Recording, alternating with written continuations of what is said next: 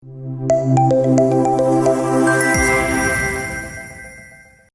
Friends, welcome back. चलिए आज कुछ नया सीखते हैं एसएपी में। तो आज मैं आपको कुछ स्क्रीन सेटिंग्स के बारे में बताऊंगा कि कैसे स्क्रीन सेटिंग्स कर सकते हो आप। There are so many options available SAP में, लेकिन हम कुछ एक तो चीज़ों के बारे में बात करेंगे क्योंकि बहुत सारी ऑप्शंस ये अवेलेबल हैं यहाँ पे। और इसको नेविगेट कैसे करना है, मोर पे जाना है। और हम बाकी जो बटन तो देख चुके हैं, तो एक इसमें एक ऑप्शन का बटन है जिसके बारे में मेरे को बताना है, क्योंकि और ज़्यादा इसमें कुछ देखने वाला है नहीं। तो इसमें एक दो चीज़ें हैं जो मैं आपको बताऊंगा। तो स्क्रीन सेटिंग आप कैसे कर सकते हो। स्क्रीन सेटिंग के लिए देखिए, इसमें एक तो विजुअल डिज़ाइन में आप थीम सेटिंग कर सकते हो, फ़ॉन्ट सेटिंग कर सकते हो, कलर सेटिंग कर सकते हो। तो डिफरेंट ये चीज़ें हैं। और विजुअलाइजेशन में एक चीज़ मैं बताऊंगा आपको, कीबोर्ड सेटिंग्स वगैरह ये कर सकते हो। ये बिल्कुल सिमिलर हैं जैसे आप एमएस विंडोज़ में आप ये सेटिंग्स करते हो। तो यहाँ पे कौन सी ऑप्शंस है, जैसे थीम सेटिंग्स है फॉर एग्जांपल। तो बाय डिफ़ॉल्ट यहाँ कोर्स थीम सेलेक्ट कर रखा है। अगर हमें कोई डिफरेंट थीम सेलेक्ट करना है तो हम कर सकते हैं। There are so many options available. जैसे फॉर एग्जांपल हम कर लेते हैं एसएपी सिग्नेचर थीम। इस थीम को सेलेक्ट करने से हमारे पास वो जो ट्रेडिशनल पहले एस4 हाना से पहले जो स्क्रीन थी वो स्क्रीन आ जाएगी। कैसे आएगी हम देखते हैं। जैसे मैंने ये थीम सेलेक्ट कर लिया, इसको अप्लाई करते हैं और ओके करते हैं। तो अभी तो स्क्रीन में कोई चेंज आया नहीं है, लेकिन जब मैं एग्जिट करूंगा, एग्जिट करके दोबारा लॉगिन करता हूँ, तो देखते हैं। देखिए, ये डिफरेंट स्क्रीन सेटिंग आ गई। बिल्कुल एंटायरली डिफरेंटली आपको ये इंटरफेस दिखाई दे रहा है। यूआईडी पासवर्ड डालूंगा तो इसका कलर भी चेंज हो गया। कलर का भी अ, यहाँ से हम कलर चेंज करते हैं। यहाँ पे जाएंगे, ऑप्शंस में जाएंगे, तो ये सेम स्क्रीन आ गई जो पहले हम यूज कर रहे थे। तो ऐसे भी सिग्नेचर थीम यूज किया है। तो इसके बारे में थोड़ा बता देता हूँ। जैसे मैंने आपको बोला था कि हम 6 बाय डिफॉल्ट स्क्रीन ओपन कर सकते हैं। तो 6 सेशन जिसको बोल देते हैं कि डिफरेंट सेशंस हम ओपन कर सकते हैं, और वो अप टू 6 सेशंस हम ओपन कर सकते हैं। तो वहां पे हम ड्रॉप डाउन मेन्यू में जाकर न्यू गुई विंडो ऐड करते थे, लेकिन यहाँ पे ये आपको स्टैंडर्ड टूल बार के ऊपर ही ये बटन दिखाई देगा। तो ऐसे हेल्प का बटन है, डिफरेंट बटन्स है, लेकिन इसका है डिफरेंट, लेकिन प्रोसेसिंग सेम है। इंटरफेस की जो लुक है वो डिफरेंट है। सो डिफरेंट थीम से इसकी लुक डिफरेंट हो जाएगी। ऑप्शंस में वापस जाते हैं। तो जैसे कलर कलर सिस्टम है, कलर सिस्टम कौन सा सेलेक्ट कर रहा है, गोल्ड। ऐसे भी गोल्ड, जो हमारा क्लाइंट 100 पे हम काम कर रहे हैं, तो ये गोल्ड है। इसको अगर मैं सिस्टम सेटिंग इसकी डिफरेंट कर देता हूँ, मान लीजिए पर्पल कर लेते हैं, तो देखते हैं कि क्या फर्क पड़ता है इसमें। अगर मैं अप्लाई करता हूँ, देखिए डिफरेंट कलर दिखा रहा है यहाँ पर व्यू में। तो ये हो गया। अब मैं इसको एग्जिट करता हूँ और दोबारा लॉगिन करता हूँ, तो देखिए, तो इसका कलर स्क्रीन का चेंज हो गया। तो यहाँ पे दोबारा से मैं यूजर आईडी पासवर्ड डाल देता हूँ अपना। तो यहाँ पे आप देखोगे कि इसका कलर भी चेंज हो गया। तो ऐसे हम कलर को और थीम्स को चेंज कर सकते हैं। तो डिफरेंट लुक जो है आएगी, और लेकिन प्रोसेसिंग सेम रहेगी। और आपको जो ऑप्शंस यहाँ पे दिखाई दे रही हैं वो भी सेम रहेगी, इसमें कोई फर्क नहीं पड़ने वाला। So let's go back to the default theme जो क्वार्ट्ज थीम था, वहीं पे चलते हैं वापस।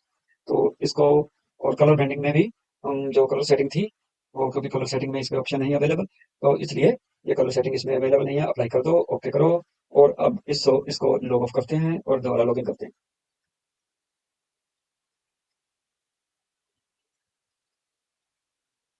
तो वापस हम उस स्क्रीन के ऊपर आ गए जो पहले स्क्रीन हमारी डिफॉल्ट स्क्रीन थी।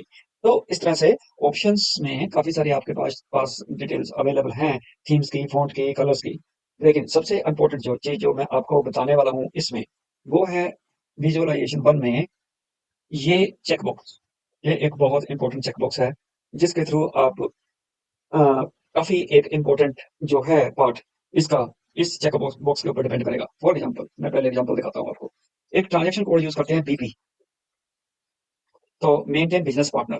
तो यहाँ पे मास्टर डाटा क्रिएट किया जाता है वेंडर्स का, कस्टमर्स का, इस स्क्रीन के ऊपर। तो फॉर एग्जांपल मैं एक क्रिएट करना चाहता हूँ, क्रिएट ऑर्गेनाइजेशन में एक क्रिएट करना चाहता हूँ। तो यहाँ पे जब मैं ग्रुपिंग को सिलेक्ट करता हूँ, तो यहाँ पे अब मैं अगर मैं देखूं तो मेरे पास, क्योंकि ये शेयर्ड सर्वर है, पहले भी मैंने आपको बताया था। तो यहाँ पे there are so many groupings जो हैं, लेकिन उसमें से मेरी ग्रुपिंग कौन सी है अगर मेरे को सिलेक्ट करना हो, तो वो बहुत एक मुश्किल काम हो जाता है। क्योंकि अगर मैं, मेरी ग्रुपिंग में जो है QA13 जो मेरा कंपनी कोड है, वो उसका नेम रहता है। तो अगर मैं इसको QA13 करके कोशिश करूं ढूंढने की, तो नहीं मिल रहा मेरे को। देन इन दैट केस मेरे पास क्या ऑप्शन रह जाती है कि मैं स्क्रॉल डाउन करूं। स्क्रॉल डाउन करके जहां पे मेरा QA13 का ग्रुपिंग मिलता है, वहां से मैं जो अप्रोप्रिएट जो है उसको सेलेक्ट। जैसे फॉर एग्जांपल ये है domestic vendor QA13।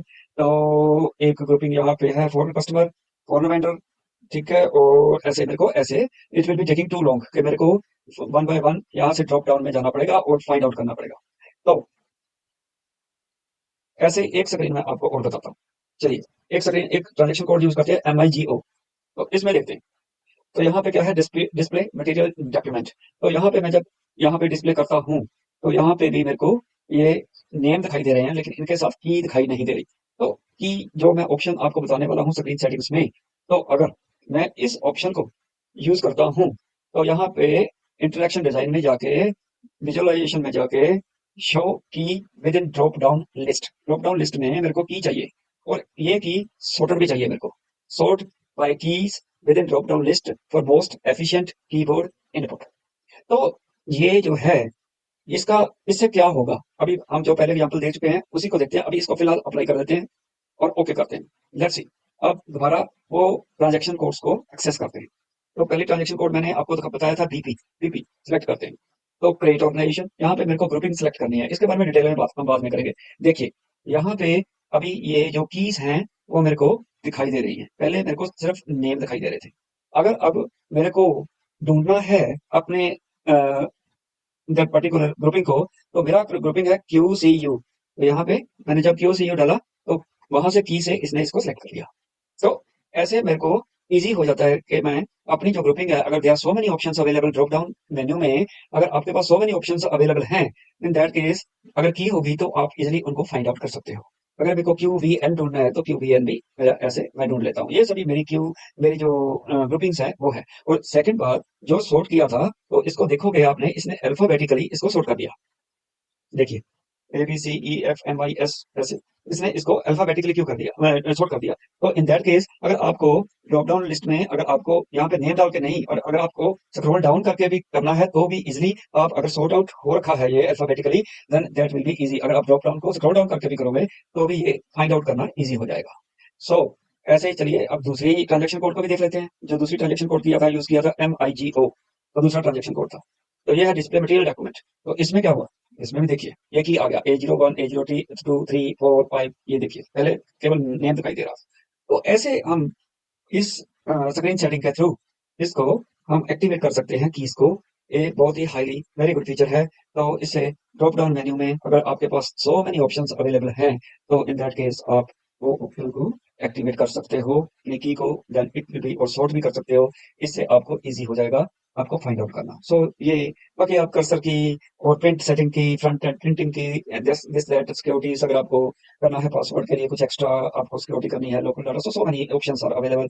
We are not going through all these options, otherwise it will be taking too long time. So इसलिए अभी हम यहाँ पे इसको स्क्रीन सेटिंग्स को यहाँ पे खत्म करते हैं। तो उम्मीद है it will be highly informative for you.